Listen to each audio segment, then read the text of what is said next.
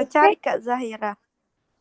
Hai, siapa ini? Weh, weh, diam kok ya, diam kok. Oke, Wes. yang kos Bunda. Oke, Mi. Oh my God.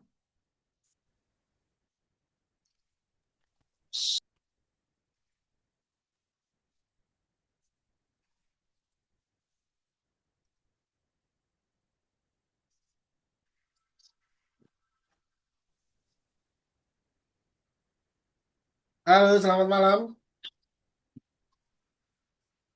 Malam. Malam. Malam. Malam. Malam. Suara saya terdengar jelas? Malam, Pak. Jelas. Jelas. Oke. Jelas, jelas, jelas, jelas. Ya, jadi hari ini kita akan belajar mengenai IPA ya, biologi terutamanya. Iya. Oh, Via ini. Ya, kita langsung mulai atau kita tunggu dulu beberapa teman lain yang mau masuk? Biasanya 19.07 atau 19.06 gitu nggak bisa mulai. Karena mungkin barangkali masih ada yang ada kesibukan lain, jadi belum bisa gabung. Kita tunggu 2 menit ya. Setelah itu Ya, baru kita Kak. mulai. Iya.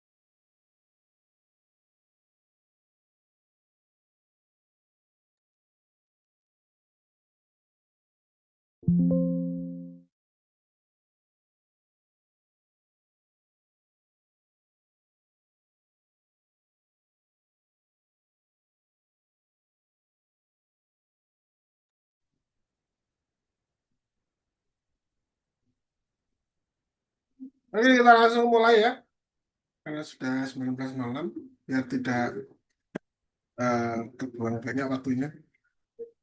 Oke, Assalamualaikum warahmatullahi wabarakatuh. Waalaikumsalam. Waalaikumsalam. Perkenalkan, nama Waalaikumsalam. saya Ragil Sugeng Dewantoro. Saya dari Jawa Timur. Ini untuk kok saya lihat tadi dari daftarnya kebanyakan mbak-mbak ya, atau kebanyakan perempuan. Ada satu mungkin Alex sama Andi ini yang cowok ya. Yang lainnya kayaknya cewek semua. Ada Yaumi, Zahira, Nisa, Lia, dan sebagainya. Dari mana rata-rata ini? Makassar. Makassar. Pasar. Nanti di sana sudah jam Makassar. 8 lebih ya. Sungguh.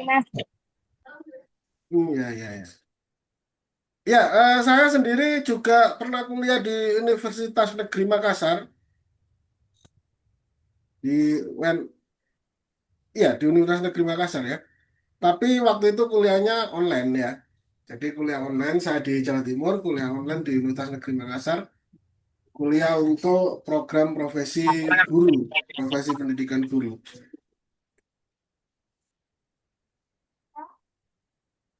Ya, jadi hari ini kita akan belajar mengenai sistem koordinasi dan homeostasis pada tubuh manusia ya. Kemarin, eh, ya kemarin malam ya, itu dari admin menawarkan, saya tawarkan IPA-nya IPA yang mana ya. Kemudian katanya sudah ditawarkan ke siswa memilih judul ini gitu ya. Jadi kalau di sistemnya di bimbel ini itu kalian bisa request itu lah, dan requestnya nanti yang terbanyak itu yang materinya diajarkan. Saya sendiri sempat menawarkan apa latihan soal TKA gitu. Ternyata katanya lebih banyak yang milih ini katanya. Sudah berarti kita belajar ini untuk hari ini. Ya, jadi di sistem koordinasi dan homeostasis tubuh manusia nanti kita akan belajar mengenai beberapa subbab. Ada sistem saraf, sistem hormon, alat indera, otak dan saraf pusat, homeostasis, kesehatan sistem koordinasi, dan reproduksi ya. Ini nanti saya bagi menjadi dua slide ya. Jadi yang ini slide khusus untuk ini, nanti slide yang kedua adalah mengenai sistem reproduksi pada manusia. Nah, nanti untuk slide-nya saya sharekan ke Mbak Admin sama dengan rekaman videonya. Kalau kalian mau minta ya silakan menghubungi admin ya. Kalau kalian mau minta ini. Jadi sistem saraf ini nanti akan mempelajari jaringan neuron yang menghantarkan impuls untuk mengatur aktivitas tubuh. Jadi impuls ini apa? Impuls ini adalah seperti sinyal listrik gitu ya. Jadi di tubuh kita itu sebenarnya sistem kerjanya itu malah lebih rumit daripada handphone Android kalian. Jadi jauh lebih canggih ya sistem saraf kita itu daripada handphone Android kita, handphone Android yang kita punya, atau bahkan iPhone sekalipun. Kemudian ada 5 indera. Ini di SD sudah dipelajari ya, saya kira sudah, tapi nanti kita ulangi, tetap kita pelajari. Kemudian ada sistem hormon. Jadi nanti ada bedanya antara sistem hormon dan sistem saraf. Kemudian ada otak dan saraf pusat, homeostasis, dan yang terakhir kesehatan sistem koordinasi.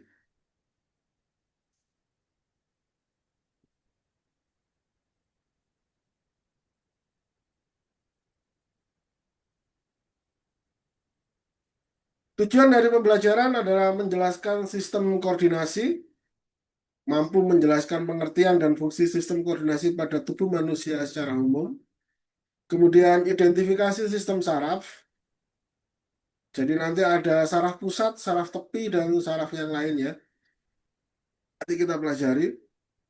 Kemudian menjelaskan konsep homeostasis dan mekanisme pengaturan suhu tubuh, serta keseimbangan cairan dan gula darah.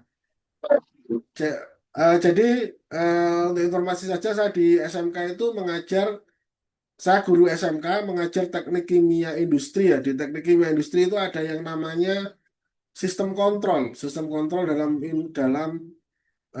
industri. Ini hampir mirip dengan ini homeostasis. Jadi homeostasis ini adalah kurang lebih adalah sistem kontrol dalam tubuh manusia. Oke, nanti kita bahas lebih dalam. Kemudian alat indera. Jadi alat panca indera manusia, kemudian kesehatan, menjaga kesehatan dengan sistem koordinasi dan memahami sistem hormon. Ini adalah 6 tujuan pembelajarannya.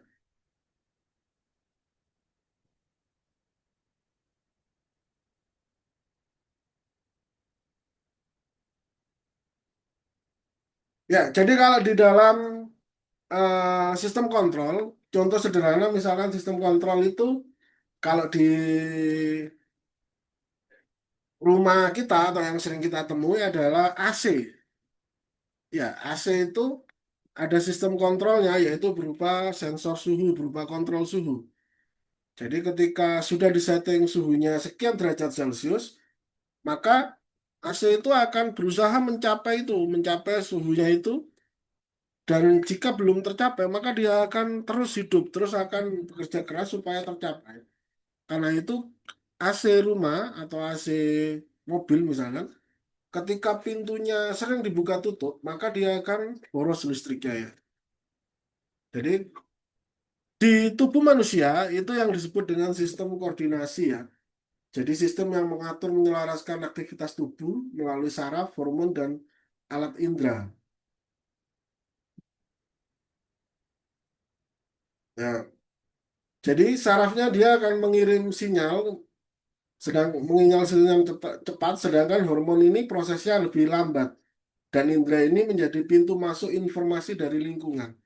Sama dengan di sistem kontrol yang saya ceritakan tadi, bedanya kalau di sistem kontrol itu ada yang namanya sensor. Nah, indera ini seperti sensornya. Jadi kalau misalkan di AC tadi ada sensor suhu. Sensor suhu ini fungsinya adalah untuk memberikan informasi mengenai suhu. Kemudian ada controller juga yang di sistem kontrol itu berfungsi hampir sama dengan memang terinspirasi dari otak ya fungsinya. Jadi untuk mengatur.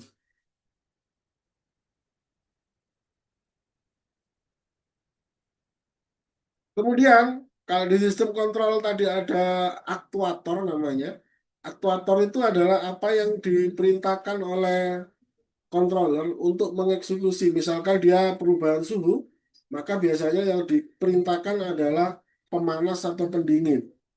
Nah, di manusia juga sama. Manusia setelah mendapatkan informasi melalui indera perasanya atau melalui yang lain, melalui saraf hormon ya, itu akan melakukan respon. Bisa ya? Ya, responnya bisa dengan bermacam-macam tergantung dari kondisinya ya. Ada yang misalkan responnya, oh, nggak nancap ternyata kabelnya. Memang. Saya mau pakai pen tab saya kok nggak gerak-gerak ya, ternyata nggak nancap kabel.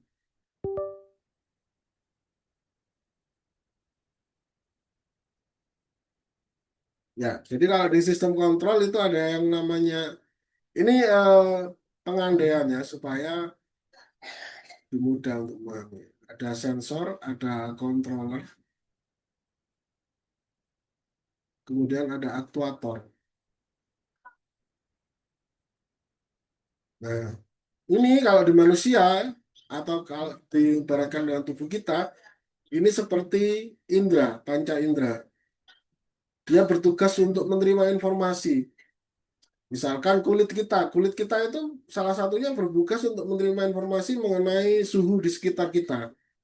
Jadi yang kalau kita merasa panas atau merasa gerah, yaitu karena kulit itu menerima informasi suhu di sekitar kita. Dia bisa merasakan suhu di sekitar kita, kemudian mengirimkan ke otak.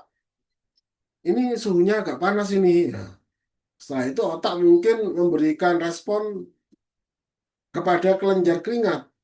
Jadi salah satu fungsi kelenjar keringat itu adalah untuk eh, mendinginkan tubuh ya. Maka kita akan berkeringat. Kenapa itu kalau panas atau sumuk kita akan berkeringat ya.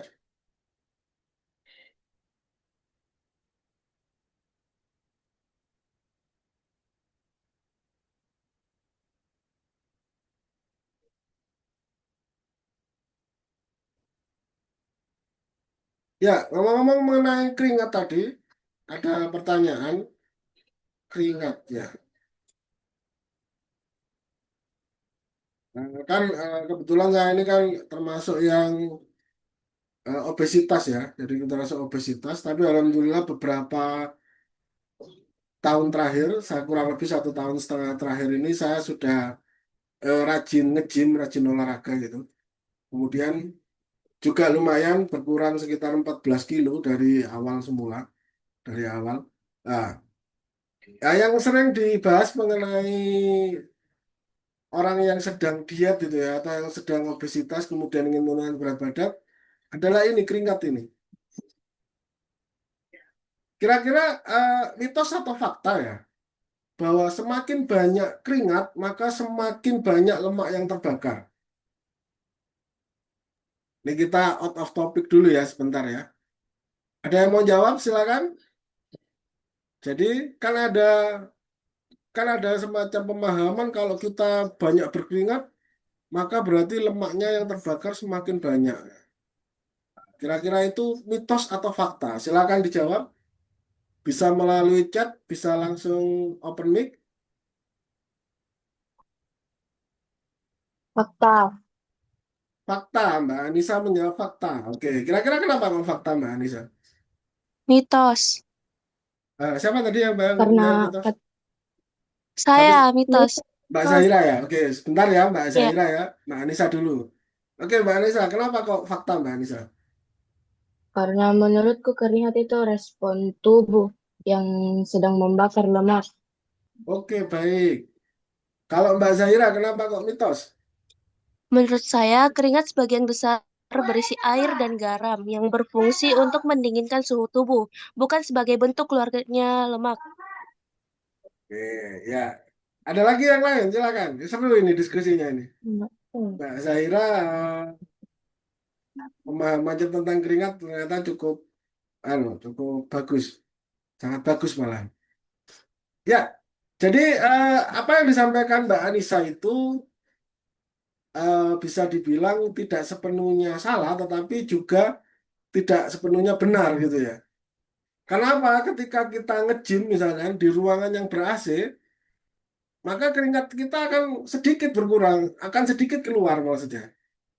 Ya, jadi ketika kita nge-gym di ruangan yang ber-AC, itu kita tidak mungkin sampai sampai basah semua, tidak mungkin seperti itu. Nah, karena suhunya dingin di dalam ruangan ber-AC. Jadi yang disampaikan Mbak Zahira tadi benar.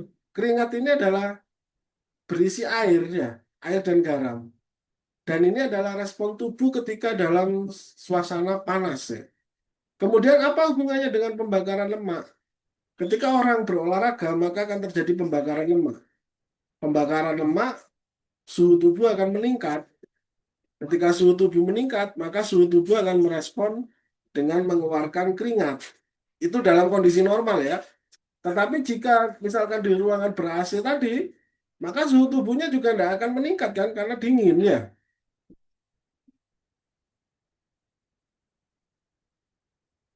Jadi suhunya akan naik. Karena suhu naik, maka dia berkeringat. Jadi kalau ada yang bilang semakin berkeringat, maka akan semakin banyak lemak yang terbakar. Itu eh, bisa dikatakan 90% mitos ya. Karena sekali lagi seperti yang disampaikan oleh Mbak Zahira tadi bahwa keringat ini adalah air plus garam. Bukan dari peluruan lemak. Ya, kalaupun kita berolahraga berkeringat itu karena suhu tubuh kita meningkat karena terjadinya proses pembakaran tubuh. Pembakaran lemak, mohon maaf. Ya itu tadi, kalau misalkan di ruangan ber-AC, maka suhunya tidak meningkat, jadi keringatnya juga tidak keluar. Tapi apakah terjadi pembakaran lemak? Tetap terjadi pembakaran lemak.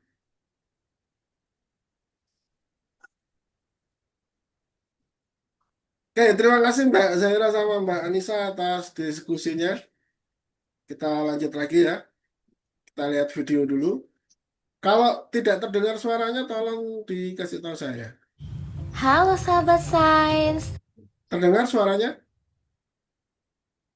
Suara dari video maksudnya. Dengar, Terdengar. Terdengar ya? Pak. Oke. terdengar. Silakan kita. Ya, ada apa Mas Azza atau Mbak Azza ini? Tidak ya, tidak ya. Baik. Oke, kita lanjutkan lihat videonya dulu. Welcome to Miss Maya Channel. Sebelum menonton video ini, jangan lupa untuk like, komen, dan subscribe dulu ya. Enjoy this video.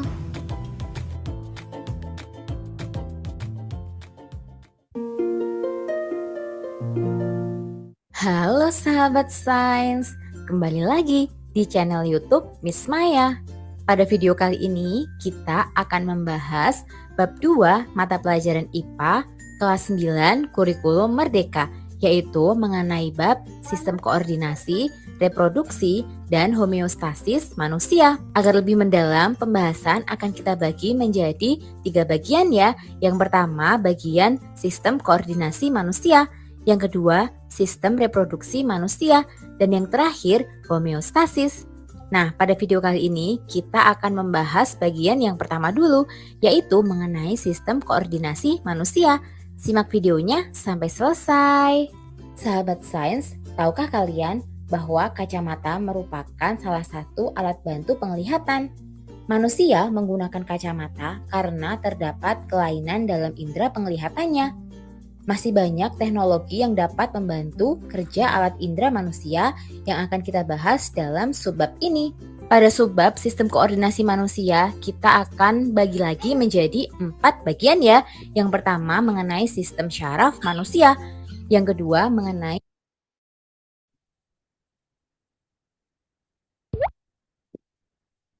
alat indera manusia, yang ketiga mengenai hormon manusia, dan yang terakhir zat adiktif. Kita bahas satu persatu yuk.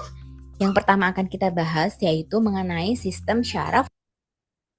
Mohon maaf ke Halo sahabat saya. Kedua, sistem satu alat kita akan bagi lagi menjadi 4 bagian ya. Yang pertama mengenai sistem syaraf manusia, yang kedua mengenai alat indera manusia, yang ketiga mengenai hormon manusia, dan yang terakhir zat adiktif. Kita bahas satu persatu yuk. Yang pertama akan kita bahas yaitu mengenai sistem syaraf manusia. Sahabat sains, sistem syaraf bertanggung jawab untuk mengontrol dan mengkoordinasi semua bagian pada tubuh kita. Sistem syaraf berfungsi untuk menerima, mengolah, dan merespon rangsang baik dari dalam maupun luar tubuh kita. Sistem syaraf tersusun atas jutaan sel syaraf atau neuron. Berikut ini adalah struktur neuron. Terdapat bagian yang bernama dendrit, kemudian ada badan sel, nukleus, akson, nodus Ranvier, selubung mielin, sel Schwann, dan sinapsis. Bagian-bagian dari neuron memiliki fungsi masing-masing. Yang pertama yaitu bagian dendrit yang berfungsi untuk menerima impuls atau sinyal dari sel lain dan dikirimkan ke badan sel. Kemudian ada bagian akson yang berfungsi untuk meneruskan impuls dari badan sel ke sel lainnya. Selanjutnya ada sel Schwann, yaitu berfungsi untuk membentuk selubung mielin. Selanjutnya selubung mielin, yaitu untuk mempercepat jalannya impuls dan melindungi akson. Kemudian ada bagian nodus Ranvier yang berfungsi sebagai tempat masuknya ion. Dan yang terakhir ada bagian sinapsis yang berfungsi untuk menghubungkan antara ada peringatan untuk pindah ke link berikutnya ya. Jadi kita pindah ke link berikutnya, ketemu di link berikutnya. Kita akhiri dulu yang di sini, kemudian kita gabung di link berikutnya.